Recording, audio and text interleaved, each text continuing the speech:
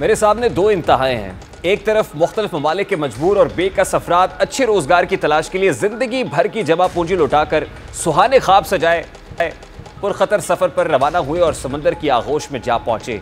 वो मशहूर सानहा जो यूनान कश्ती सानहे के नाम से जाना जा रहा है, एक तल्ख हकीकत है। ये एक इंतहा है।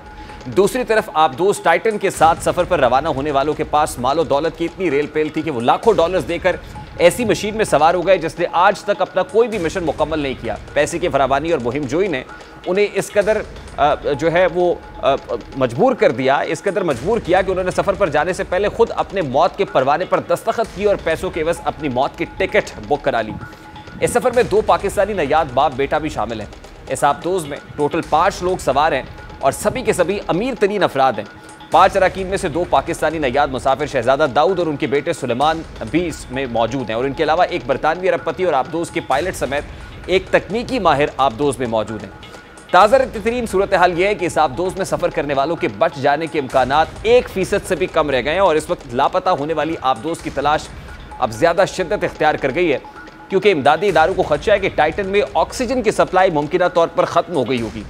अमरीकी कोस्ट गार्ड हुक्काम का तखमीना है कि टाइटन आबदोज में सवार 5 मुसाफिरों को दस्तयाब ऑक्सीजन की सप्लाई पाकिस्तानी वक्त के मुताबिक दोपहर 4:18 पर ख़त्म हो गई होगी। अब तक गुमशुदा आबदोज की लोकेशन एक पुरस्रार मकाम बनी हुई है, एक पुरस्रार मुअम्मा है।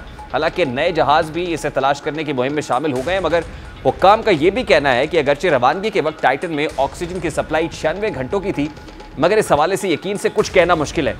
अब यह सवाल यह है कि इस आबदोज के साथ 45 मिनट बाद ऐसा क्या हुआ होगा कि ये लापता हो गई और अभी तक इसके मिलने के आसार मौजूद नहीं हैं।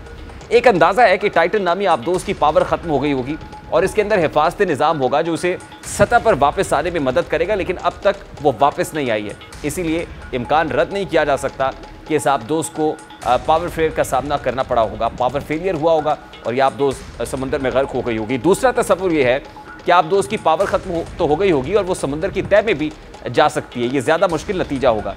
अब बदतरीन सूरत हाल ये हो सकती है कि इसे अपने दबाव में तबाकुन इजाफे का सामना करना पड़ा हो। अगरचे टाइटन का कंपोजिट हिल गहरे समुद्र के शदीद दबाव को बर्दाश्त करने के लिए बनाया गया है, लेकिन इसकी शक्ल या तामीर में कोई ख़राबी इसकी सालमियत पर समझौता कर सकती है। ऐसी सूरत में इसके फटने का ख़तरा है।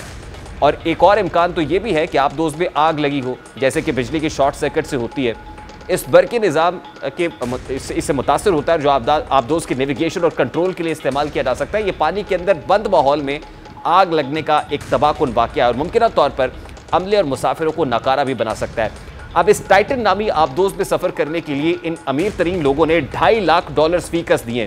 $2.5 लाख का मतलब 7 से 8 करोड़ पाकिस्तानी रुपए बनता है। दूसरी तरफ यूनान कश्ती हादसे के अंदर 20 से 25 लाख रुपया दे के बैरून मुल्क सफ़र इसलिए करना था कि वहाँ पर सुहाना मुस्तकबिल था, बेटर फ्यूचर इंतज़ार कर रहा था। एक तरफ बेहतर मुस्तकबिल की आस लिए कश्ती हादसे का शिकार होती है, लोग गर्क हो जाते हैं समंदर के अंदर। दूसरी तरफ पैसे की रेल पेल है, लेकिन उस पैसे को इस्तेमाल किया जाता है अपने शौक के लिए कि टाइटैनिक का मलबा देखेंगे। 1912 में एक जहाज़ ज़मीन बोस हुआ था, उसका मलबा देखने वाले भी अल्टीमेटली अपने सफ़र आखिरत की तरफ गामज़न हो सकते हैं। तो इफ्तिखार आरिफ के उस शेर के मिसदाक कि गरीब शहर तो फाके से मर गया आरिफ, अमीर शहर ने हीरे से खुदकुशी कर दी। प्रोग्राम का वक्त अपने इख्तिताम को पहुंचा। आपसे मुलाकात होगी इंशाअल्लाह कल। अपना रखिए ख्याल। अल्लाह हाफ़िज़।